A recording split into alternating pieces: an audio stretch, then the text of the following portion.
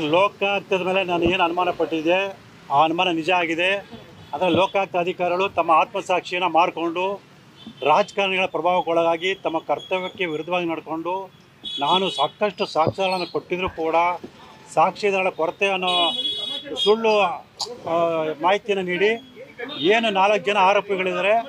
ಅಂದರೆ 1ನೇ ಆರೋಪಿ ಸಿದ್ದರಾಮಯ್ಯ, 2ನೇ ಆರೋಪಿ ಪಾರ್ವತಿ, 3ನೇ ಆರೋಪಿ ಮಲ್ಲಿಕಾರ್ಜುನ ಸ್ವಾಮಿ, 4ನೇ ಆರೋಪಿ ದೇವರಾಜು. ಇವ್ರ ವಿರುದ್ಧ ಯಾವುದೇ ಸಾಕ್ಷ್ಯಗಳು ಇಲ್ಲ, ಸಾಕ್ಷ್ಯಗಳ ಕೊರತೆ ಇದೆ ಅನ್ನೋ ಹಿನ್ನೆಲೆಯಲ್ಲಿ ಅವ್ರ ವಿರುದ್ಧ ಅಂತಿಮ ವರದಿ ಸಲ್ಲಿಸ್ತಾ ಇದ್ದೀವಿ. ಇದನ್ನು ನೀವು ನ್ಯಾಯಾಲಯ ಪ್ರಶ್ನೆ ಮಾಡ್ಬೋದು ಅಂತೇಳಿ ನನಗೆ ನೋಟಿಸನ್ನು ಕೊಟ್ಟಿದ್ದಾರೆ. ಸೊ ಇದು ರಾಜ್ಯದ ಜನತೆ ಒಂದು ಪ್ರಶ್ನೆ ಮಾಡಬೇಕಂತ ವಿಚಾರ. ಒಬ್ಬ IPS ಅಧಿಕಾರಿಗಳಿಗೆ ಒಂದು ತನಿಖಾ ಸಂದರ್ಭದಲ್ಲಿ ಸಂಗ್ರಹ ಮಾಡಿದಂಥ ಒಂದು ಸಾಕ್ಷ್ಯಗಳನ್ನು ವಿಶ್ಲೇಷಣೆ ಮಾಡಿ ಆರೋಪದ ಬಗ್ಗೆ ಒಂದು ಸ್ಪಷ್ಟ ಮಾಹಿತಿಯನ್ನು ಕೊಡೋಕ್ಕೆ ಸಾಧ್ಯ ಇಲ್ಲ ಅಂತಂದರೆ ನಾಚಿಕೆಗೇಡಿನ ಸಂಗತಿ. ನಾನೊಬ್ಬ SLC ಓದಿರೋದಾದ ಸಾಮಾನ್ಯ ವ್ಯಕ್ತಿ ಈ ಆರೋಪನ ಸಾಬೀತುಪಡಿಸಿ ಈ ರಾಜ್ಯದ ಮುಖ್ಯಮಂತ್ರಿ ಸಿದ್ದರಾಮಯ್ಯ ಶಿಕ್ಷೆ ಕೊಡಿಸಲಿಲ್ಲ ಅಂತಂದರೆ ನಾನು ಸ್ನೇಹಮೇ ಕೃಷ್ಣನೇ ಅಲ್ಲ. ನಾನು ಖಂಡಿತವಾಗಲೂ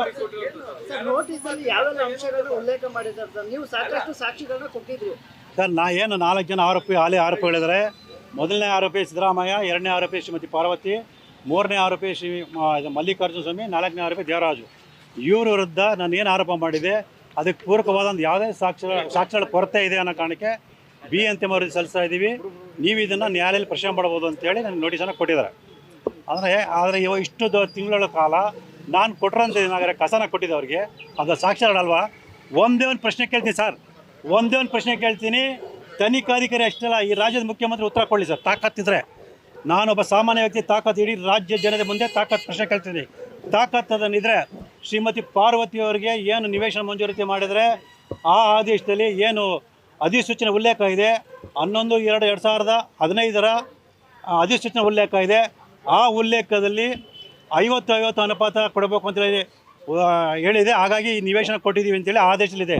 ಆದರೆ ಆ ಉಲ್ಲೇಖ, ಆ ಒಂದು ಅಧಿಸೂಚನೆ ರಾಜ್ಯದ ಜನತೆ ಮುಂದೆ ಇಟ್ಟು ಆ ಅಧಿಸೂಚನೆಯಲ್ಲಿ 50-50 ಅನುಪಾತ ನಿವೇಶನ ಕೊಡಬೇಕು ಅಂತೇಳಿ ಇಲ್ಲಿದೆ ಅಂತ ತೋರಿಸ್ಬಿಡಿ ಸರ್. ನಾನು ಅವತ್ತಿಂದ ಹೇಳ್ತಾ ಇದ್ದೀನಿ, ನಾನು ಈಗಲೂ ಇನ್ನೂ ಕೂಡ ಸಾಕಷ್ಟು ಹೇಳಿದ್ದೀನಿ. ಅದೊಂದು ದಾಖಲೆ ತೋರಿಸಿ ಈ ಪ್ರಕಾರ ನಾವು ಕಾನೂನುಬದ್ಧ ನಿವೇಶನ ಕೊಡಿ ಅಂತೇಳಿ ಮುಖ್ಯಮಂತ್ರಿ ಸಿದ್ದರಾಮಯ್ಯ ಹೇಳಿಬಿಟ್ರೆ ನಾನು ಹೋರಾಟ ನಿಲ್ಲಿಸೋದು ಅಷ್ಟಲ್ಲ, ನಾನೇ ಜೈಲಿಗೆ ಹೋಗ್ತೀನಿ ಅಂತ ಹೇಳಿದ್ದೀನಿ. ಇದಕ್ಕಿಂತ ಇನ್ನೇನು ಕೊಡಲಿ ನಾನು? ರಾಜ್ಯದ ಜನತೆ ಪ್ರಶ್ನೆ ಮಾಡಬೇಕು. ಲೋಕಾಯುಕ್ತದವ್ರಿಗೆ, ಒಂದು ಪೊಲೀಸ್ ಅಧಿಕಾರಿಗಳಿಗೆ, ನೀವು ಏನು ಕೆಲಸ ಮಾಡ್ತಿದ್ದೀರಾ? ನೀವು ನಮ್ಮ ತೆರಿಗೆ ಹಣದಲ್ಲಿ ಸಂಬಳ ಪಡ್ಕೊಂಡು ಈ ರೀತಿ ಆರೋಪಿತರಿಗೆ ರಕ್ಷಣೆ ಮಾಡುವಂಥ ಕೆಲಸಗಳ ಮಾಡ್ತಿರಲ್ಲ, ನಿಮಗೆ ಆತ್ಮಸಾಕ್ಷಿ ಇದೆಯಾ ಅನ್ನೋದನ್ನ ಪ್ರಶ್ನೆ ಮಾಡಬೇಕಾಗಿದೆ. ಒಂದೇ ಒಂದು ದಾಖಲೆ ಸರ್, ಬಾಕಿ ದಾಖಲೆ ಬೇಡ, ಇದೊಂದು ದಾಖಲೆ ಉತ್ತರ ಕೊಟ್ಕೊಳ್ಳಿ, ಆವಾಗ ಗೊತ್ತಾಗುತ್ತೆ ಯಾರು ಸತ್ಯ ಹೇಳ್ತಾರೆ, ಯಾರು ಸುಳ್ಳು ಹೇಳ್ತಾರೆ. ಸರ್, ಈಗ ಕೆಲವು ನಿಮಿಷಗಳ ಹಿಂದೆ ಕೊಟ್ಟಿದ್ದಾರೆ. ಹೌದು ಸರ್, ಸಾಕ್ಷ್ಯಗಳ ಕೊರತೆ ಸ್ಪಷ್ಟವಾಗಿ ತಿಳಿಸಿದರೆ ಇದನ್ನು ನೀವು ನ್ಯಾಯಾಲಯದಲ್ಲಿ ಪ್ರಶ್ನೆ ಮಾಡೋದಕ್ಕೆ ನನಗೆ ಸೂಚನೆ ಕೊಟ್ಟಿದ್ದಾರೆ.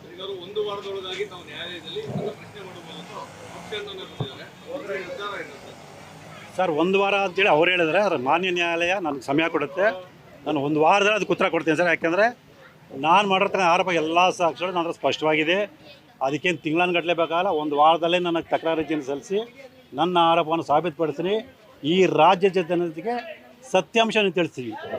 ನಿಮ್ಮ ತೆರಿಗೆ ಹಣದಲ್ಲಿ ಸಂಬಳ ಸೌಲಭ್ಯ ಪಡೆಯುವಂಥ ಅಧಿಕಾರಿಗಳು ಹೇಗೆ ಭ್ರಷ್ಟ ರಾಜಕಾರಣ ಜೊತೆ ಶಾಮೀಲಾಗಿ ನಿಮ್ಮ ಆಸ್ತಿಯನ್ನು, ನಿಮಗೆ ಸೇರಬೇಕಾದ ಸೌಲಭ್ಯಗಳನ್ನು ಕೆಲವೇ ರಾಜಕಾರಣ ಸ್ವತ್ತನಾಗಿ ಮಾಡ್ತಾರೆ ಅನ್ನೋದನ್ನ ಇಡೀ ರಾಜ್ಯದ ಜನತೆಗೆ ನಾನು ಸಾಬೀತುಪಡಿಸಿ ತೋರಿಸ್ತೀವಿ.